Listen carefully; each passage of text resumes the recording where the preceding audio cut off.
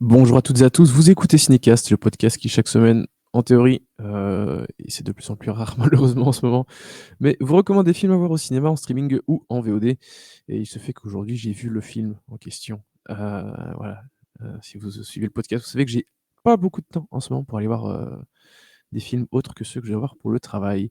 Mais je ne pouvais pas évidemment manquer la projo de Dune, deuxième partie, le nouveau film de Denis Villeneuve.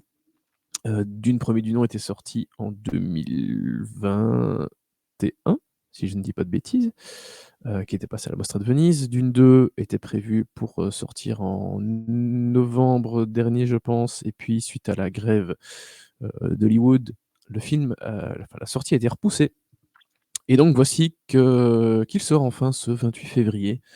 Je l'ai vu là au moment d'enregistrer le podcast il y a quelques jours, il y a 2 jours, au moment où vous allez, écouter le podcast en tout cas. J'ai fait exprès de pas enregistrer juste après l'avoir vu, parce que je pense que c'est un film qui se doit d'être un petit peu digéré.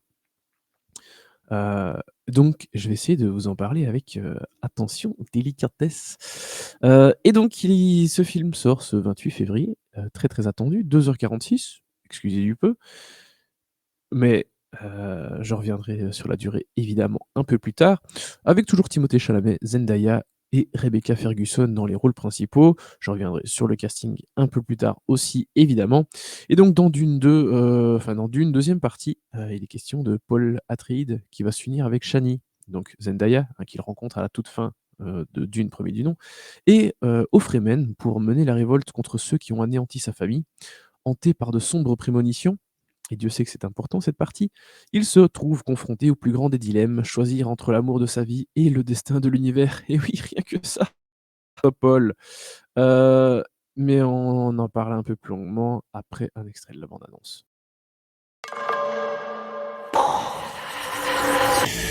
It's okay. I'm here. I'm here. It's been a while since you've had one of those nightmares. Tell me, what was it about? It's only fragments. Nothing's clear. You've been fighting the Harkonnens for decades. My family's been fighting them for centuries. Your blood comes from dukes, then great houses. Here, we're equal. What we do for the benefit of all. Well, I'd very much like to be equal to you. Maybe I'll show you the way.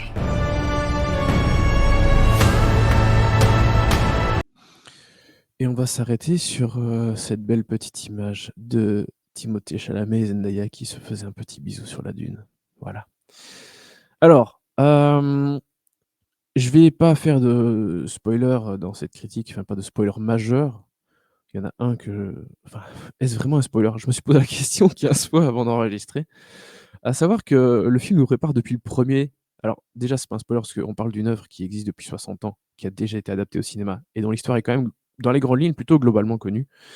Et qu'en plus, l'élément, qui fait que je me posais cette question est déjà teasé dès le premier film, très, très, très clairement, de façon évidente et verbalisée, hein. C'est même pas genre: «Ah tiens, il va se passer ça, je le savais pas». Non, on te l'a dit clairement dans le premier film.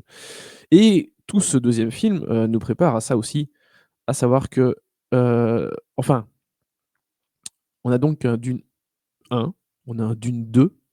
Denis Villeneuve a pensé ces 2 films ensemble, mais il a déjà très clairement dit que s'il avait l'occasion de le faire, il ferait ce troisième film, hein, Dune, Messiah, Dune Messie. Parce que, comme je viens de le dire, depuis un film, et ça continue évidemment énormément dans ce film-ci, on nous prépare aux prémonitions de Paul Atreides, à savoir qu'il est censé devenir Dark Vador, pour le dire, clairement sans trop spoiler pour ceux qui vraiment, hein, auraient peur de ça. Donc ce film a, et en plus, le troisième film n'est toujours pas confirmé. Donc ce Dune 2 a une position un peu, quelque part un peu bâtarde, dans le sens où on sent un tout petit peu que c'est un film du milieu, mais vu que c'est toujours pas sûr, ça peut être le dernier film aussi. Et je trouve que Denis Villeneuve arrive quand même bien à faire en sorte que s'il y a pas de troisième, si la saga s'arrête là, c'est pas mal. Il a pas raté son coup, loin de là. Mais il y a quand même des petites choses qui font que enfin scénaristiquement, qui font que l le film a un tout petit peu le cul entre 2 chaises quand même. Mais enfin, globalement donc, ce film-ci s'intéresse principalement au sort des Fremen et au sort de la planète Arrakis. Heu, est-ce que les Fremen vont plus que faire des petites attaques de temps en temps, face aux Harkonnen pour essayer de garder leur territoire, hein, le but c'est de reprendre possession, d'Arrakis, ça a toujours été leur but. Mais ils attendent leur messie, hein, qui potentiellement est Paul Atreides. Je dis potentiellement, hein, est-ce lui? Est-ce pas lui? Vous connaissez la réponse. Mais donc le film est en fait, je me permets de dire ce genre de petites choses parce que c'est pas la destination qui compte, c'est le voyage, hein. Retenez bien ça. C'est pas pour rien. On a bien aimé Titanic, hein, on savait comment ça allait se terminer. C'était quand même un bon film, hein. Voilà. Mais donc évidemment, ce film s'intéresse à cet enjeu majeur de la planète Arrakis, du peuple Fremen. Que va-t-il advenir de ce peuple? Hem, Sa relation avec le personnage de Paul Atreides. Est-ce le Messie, oui ou non? Évidemment, les avis sont partagés et Paul lui-même pense qu'il n'est pas le Messie que les Fremen attendent. Parmi les Fremen, je vous le disais, il y en a qui sont très, très, convaincus que c'est le Messie et d'autres qui sont viscéralement opposés à cette vision, parce que ce sont déjà pas forcément des personnes qui croient à ces prophéties, qui ne croient pas à tout ce que le Bene Gesserit implante un petit peu dans les têtes à gauche, à droite. Donc voilà, ça c'est un peu l'enjeu, quelque part principal du film, parce que l'autre enjeu, évidemment, c'est la destinée de Paul Atreides. Beh, celui-là, cet arc narratif-là, pardon, n'est pas terminé quelque part. Il prend évidemment un peu plus en importance et en consistance dans ce film-ci, mais voilà, on sait que sa destinée n'est pas, terminée, et qu'il a encore d'autres choses à accomplir ou enfin, en tout cas, positives ou négatives, hein? On s'est compris. Donc voilà, on a 2 histoires très, très liées évidemment, mais qui se déroulent quand même un petit peu en parallèle. Et puis évidemment, on a aussi beaucoup plus d'enjeux géopolitiques, à savoir que ce n'est pas juste, 2 camps qui s'opposent, à savoir d'un côté les Fremen et les Harkonnen. Non, même dans alors ça dépend comment on se place, mais même dans le camp des méchants, à savoir les Harkonnen, heu, il y a des dissensions, politiques, des enjeux politiques, qui sont importants. Au sein même de la famille Harkonnen déjà, mais aussi avec l'empereur, qu'on sait bien, il a soutenu les Harkonnen, pour détruire la famille, Atréide. Et puis aussi, il y a le Bene Gesserit, hein, qui est l'église, hein, quelque part, pour le dire très clairement, qui est l'église, qui est voilà, l'institution qui gère, cette religion, qui dicte les lois, hem, pour caricaturer le propos évidemment, qui elle-même, cette institution a, ses propres objectifs et donc elle manipule un petit peu tout le monde par derrière. Donc à titre personnel, j'aime beaucoup aussi ces enjeux, internes aux méchants, pour, dire les choses très, binairement et facilement. Et je trouve que ça c'est une des parties qui fonctionne, le mieux dans le film, à savoir, l'importance que prend le Bene Gesserit, enfin ou en tout cas, et ça c'est des 2 côtés, parce que du côté Fremen aussi, il y a un gros enjeu à ce niveau-là avec le personnage de Rebecca Ferguson, hein, la mère de Paul Atreides, qui a été formée par le Bene Gesserit, et qui va devoir prendre un rôle important à ce niveau-là aussi. Donc voilà, je trouve que tout le côté géopolitique du film, fonctionne très bien. Le côté relationnel du personnage de Paul, par rapport aux Fremen, par rapport à Chani, hein, donc le personnage incarné par Zendaya et par rapport à sa propre, destinée, par rapport à le rôle et l'importance qu'il va prendre, chez les Fremen, tout ça fonctionne très, très bien.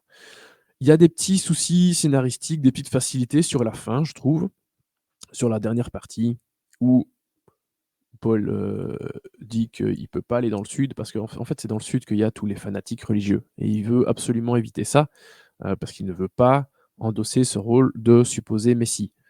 Donc il dit: «Il veut pas aller dans le sud». Tout le monde va dans le sud sauf lui. Puis finalement, il se retrouve dans le sud, il arrive avant tout le monde, les autres débarquent alors qu'ils sont partis en vers, ils arrivent, avec un vaisseau, enfin bref. Il y a plein de trucs qui n'ont pas beaucoup de sens. Ce que je viens de vous dire là est très confus et n'a pas vraiment grande importance, d'un point de vue, scénaristique dans l'absolu. Pour ça que c'est pas vraiment un spoiler, hein. C'est un petit élément du film parmi plein de choses. Mais, pas mal de moments où j'ai trouvé ça un peu, facile ou confus. Je me suis dit: «Mais enfin, qu'est-ce qu'il nous fait là Denis, il nous a habitués à un meilleur niveau quand même». Et sur la fin pareil, à nouveau pas de gros spoiler majeur, il y a une grande bataille.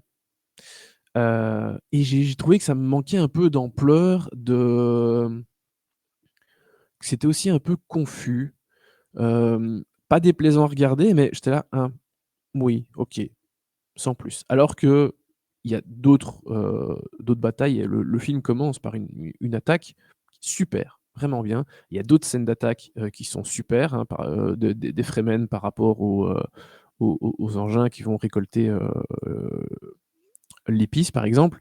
Il y a vraiment plein de choses vraiment très, très bien à ce niveau-là.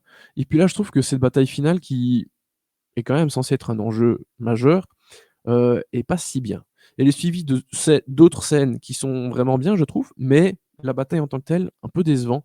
Et donc c'est un peu, j'étais un peu là: «Ah, tu nous as montré plein de chouettes choses, tant, scénaristiquement qu'au niveau du développement des personnages, qu'au niveau du caractère des personnages, au niveau des enjeux de chacun et du développement de chacun, au niveau des images». Je vais revenir sur la technique, un peu après. Sur plein d'aspects que je me suis dit: «Ah merde, c'est dommage que dans ce» c'est pas le dernier tiers, hein, j'exagère, c'est un peu plus court que ça, hein, on parle d'une vingtaine, trentaine, ouais, une vingtaine de minutes. Sur la fin, je me suis dit: «Ah, là, il y a quand même un coup», j'ai l'impression que ça avait été un peu charcuté ou un peu moins bien pensé, voilà. Et c'est une petite note un peu, malheureuse, alors que tout le reste est plutôt d'un très, très bon acabit. La technique, la photographie est magnifique. Voilà, Greg Fraser à nouveau, excellent travail. Heu, le montage, la façon dont sont filmées les scènes d'attaque, j'en parlais un petit peu avant, vraiment très, très bien. C'est beau, c'est clair, c'est lisible. Hem, il y a rien de gratuit ou de vraiment tape à l'œil. Il y a un bel univers, heu et il s'en sert bien. Il y a pas de saturation de 2 heures de désert pendant 2 heures et demie. Non, ça va. Et je trouve qu'il se sert bien des éléments et même si évidemment la montée en puissance de Paul, elle est quelque part un petit peu attendue et prévisible dans certains aspects, ça n'en reste pas moins intéressant et très beau à suivre. Et et vraiment à ce niveau-là, je trouve que Denis Villeneuve a fait une fois de plus un excellent travail. Et je trouve que le film est, dans son fond, vraiment plus intéressant, plus profond, que le précédent. Ce qui est normal, le premier film, c'est le premier film, on pose les bases, et le deuxième, évidemment, il faut explorer et exploiter un peu plus tout ça. Donc forcément, voilà, enfin forcément, c'est pas toujours le cas, hein, quelque part, ce deuxième film est plus réussi que le premier. Maintenant à voir comment ça va s'inscrire dans cette trilogie, si, trilogie elle se fait, si trilogie il y a. Mais voilà, globalement, en 2 films, ça se tient quand même bien. Et puis vraiment, autre point très, très positif, le casting. Le casting, génialissime. Il y a pas un comédien ou un personnage où je me suis dit: «Ah vraiment», si, allez, il y en a un petit peu où: «Ah là, c'est dommage, j'en attendais peut-être un petit peu plus». Je parle du personnage d'Austin Butler. Heu, Globalement, voilà, que ce soit Timothée Chalamet et Zendaya, ils sont excellents. Ça fonctionne vraiment bien leur personnage et même si je suis pas un grand, grand fan de Timothée Chalamet dans l'absolu, je trouve qu'il nous a montré de belles choses sur ces 2 films avec le personnage de Paul Atreides. Rebecca Ferguson, excellente, hem, personnage très, très intéressant. aussi dans ce film. Josh Brolin, on le voit moins, c'est un personnage qui revient pardon, un peu plus tardivement dans le film, mais voilà, c'est bien ce qu'ils en font. Austin Butler, je disais un peu déçu, mais pas tant de sa performance, mais c'est plutôt là pour le coup, la façon dont le personnage est amené et traité, et je trouve qu'il aurait pu en montrer encore plus, même s'il y a des très, très chouettes scènes avec ce personnage. Florence Pugh, qui incarne la fille, de l'empereur, bien, mais un peu comme Zendaya dans le premier film, heu, c'est-à-dire on la voit pas beaucoup. Beh, c'est un personnage qui prendra le plus d'importance dans la suite. Si suite il y a évidemment. Dave Bautista, top. Christopher Walken dans le rôle de l'empereur, gros plaisir à le revoir au cinéma évidemment, et il fait très bien ce qu'il a à faire. Qui doutait de Christopher Walken en même temps? Léa Seydoux, très bien aussi, dans le rôle d'une membre du Bene Gesserit. Shoéla Yacoub, l'actrice, suisse, très bien dans un petit rôle enfin petit rôle conséquent quand même, mais rôle secondaire, d'une Fremen. Top de chez top, voilà. J'ai beaucoup aimé ce personnage. Stellan Skarsgård, toujours, impeccable dans le rôle du baron Harkonnen. Charlotte Rampling, toujours impeccable dans le rôle, de la mère révérente, du Bene Gesserit.